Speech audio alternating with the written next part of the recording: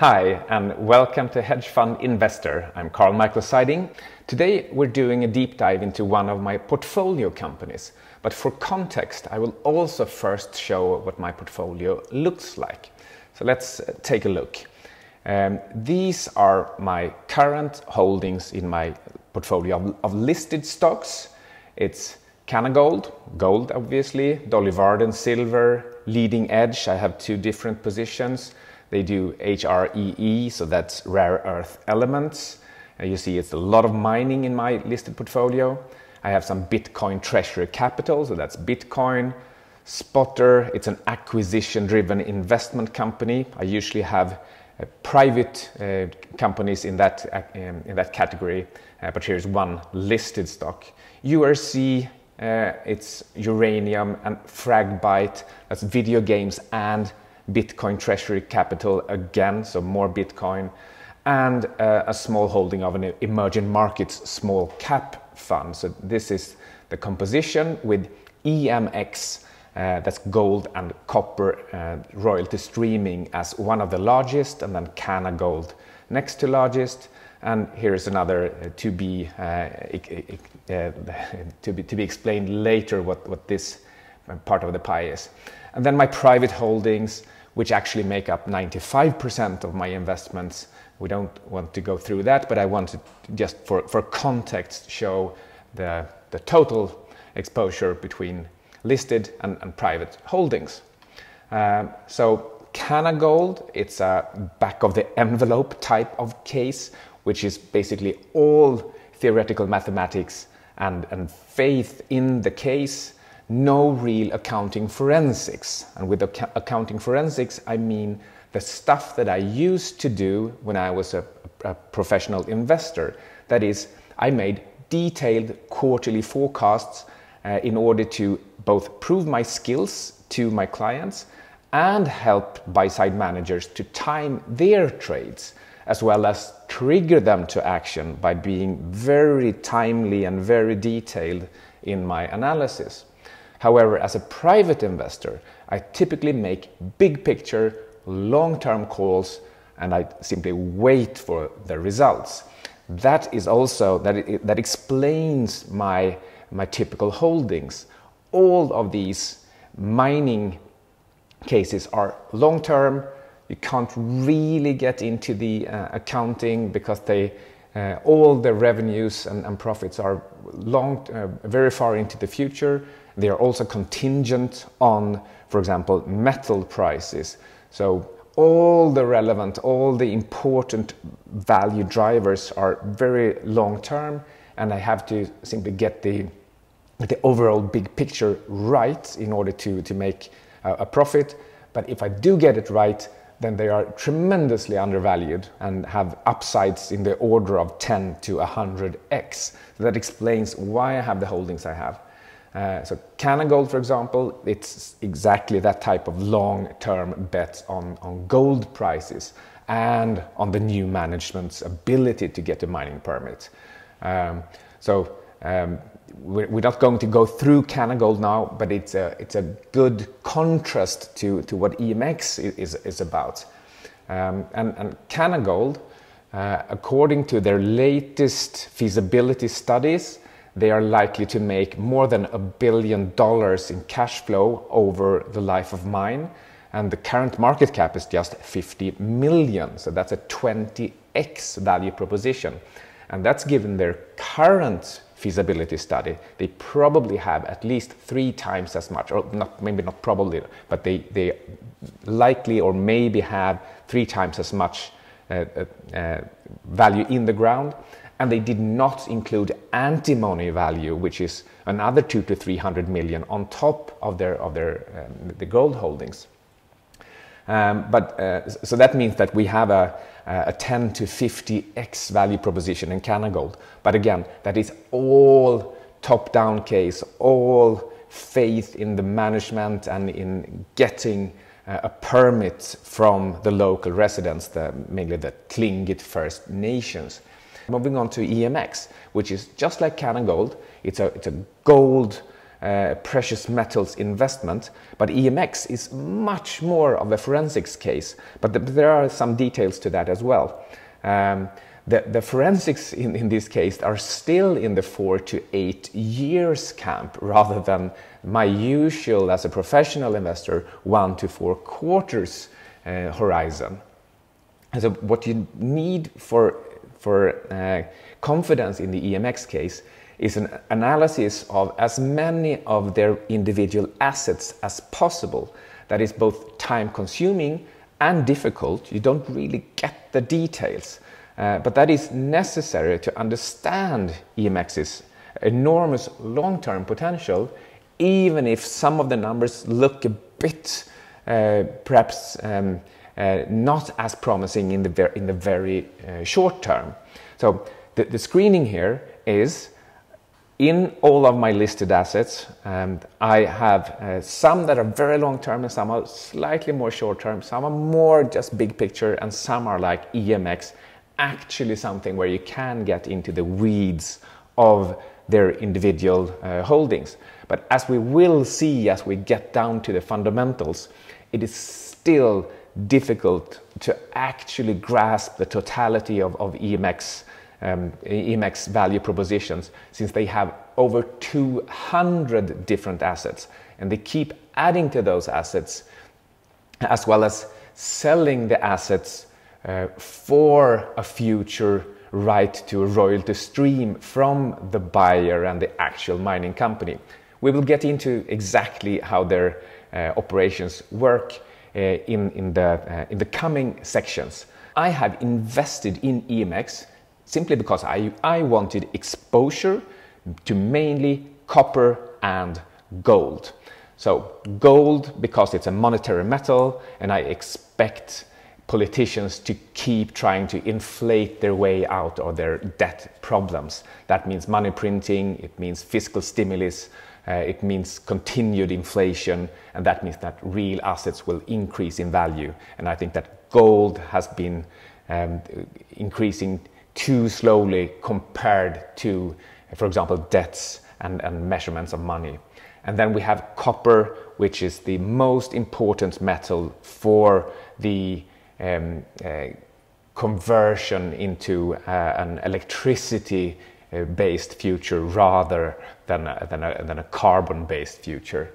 And EMX gives you exposure to both copper and gold.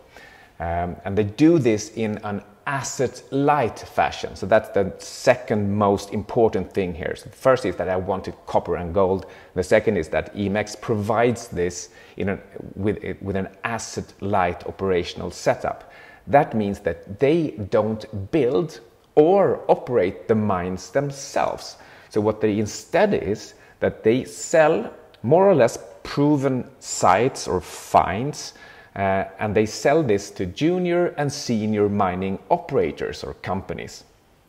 They do this against cash in the beginning and mandatory exploration investments from the miners. So a miner who is interested in a find that EMX has developed and proven, or partly proven, they buy the asset from EMX. But they can't just buy it at a cheap price or at future milestone payments or against future milestone payments, because then if they don't even try to find anything, then EMX will never get anything.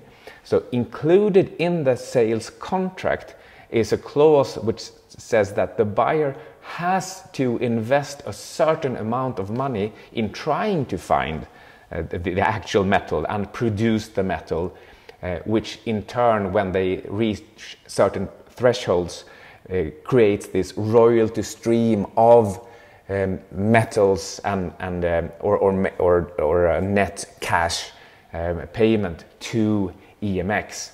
This is what creates this asset-light operational setup, that all EMX does is they buy a land plot, they certify that it has metals there, they sell it to a junior or senior miner, which promises to develop it fully. And once it's developed and starts producing actual metals, then EMX gets that cash flow and can use that cash flow to buy and develop even more assets, or distribute as dividends to shareholders, which is the end case, of course. But in the growth phase, what they do is they create assets, sell the assets, take the cash flow, and buy and create even more assets. So what they get is not just cash, promises of mandatory exploration investments. They also get future milestone cash payments. So every time the asset passes over a certain threshold in terms of how likely or how proven the assets are, or how much has been invested, and also typically time-based, so yearly there will be a milestone payment, and then of course in the future, depending on metal volume and the metal price, EMX gets payments from the buyer. It might sound complicated, but really all that's happening is that EMX finds a gold site, sells it, and depending on how much the buyer is mining and what the price of gold is, then EMX gets their share forever from that producing asset. Then typically there is also a mutual put and call option setup, which means that for a certain value, a certain price, EMX can sell or buy back parts of the find against a change in the percentage that EMX is getting from the total asset value. This net smelter revenue percentage is typically somewhere in the 0.5 to 2.5% range. So that says something about the order of magnitude of how much EMX is getting from the total find in the end. And remember, EMX, it's just a 0.5 billion Canadian dollar market cap company, and some of their clients or customers, the ones who are buying the assets, they can have market caps of several or even tens of billions of dollars in market cap, and they sometimes promise to promise or have plans to invest several $billion in developing some of the assets. So the orders of magnitude of the clients and the project is much higher than this small royalty streaming company, and that is also what's explaining why there is such tremendous potential. And another thing that stands out in my screening for EMX is the valuation differential between EMX and perhaps its closest peer, maybe not closest peer, but it's a collaboration partner. It's the gold standard of gold royalty streaming companies called Franco-Nevada.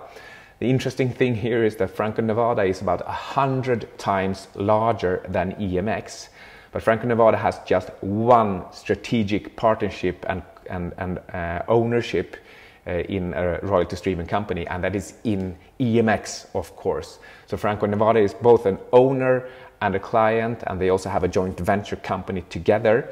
And not only is Franco-Nevada a gold streamer company providing this high quality stamp, they are also a good benchmark for where these companies are valued. So Franco-Nevada, as you can see here, it has a price sales valuation of 25.6, and that's not even close to what their peak has been. And this is rather more or less a normal valuation for Franco-Nevada. They have been oscillating between about 17 and 30 for quite some time, and with peaks as high as 35, and really never even below 15 times sales. Whereas EMX is currently priced at 11 times sales, and they've been between about 10 and 15 for the last few years. So in summary, for the screening here, EMX has a high growth potential owing from this model where they buy cheap land, they develop the land, and then they sell the assets against cash and future payments, and they reinvest that cash flow in creating new assets and just keep repeating this process, which means that they themselves provide increasing cash flow resources to develop and create and sell more and more assets at a faster pace and larger sizes. And so this is a self-reinforcing. It's a flywheel, if you want, if you like. So in total summary of the screening, this is gold and copper. It's high growth. It's cash generative, and it has a relatively low valuation, especially compared to the benchmark Franco-Nevada, which is where we're aiming at in the long run once EMX start getting into more of a stable cash flow generation level. They have a quality stamp in terms of joint venture with Franco-Nevada. Franco-Nevada's only such joint venture and ownership. And of course, it is a takeover target, not least by Franco-Nevada, just because of the high valuation differential. So next, let's take a look at the technical analysis viewpoint.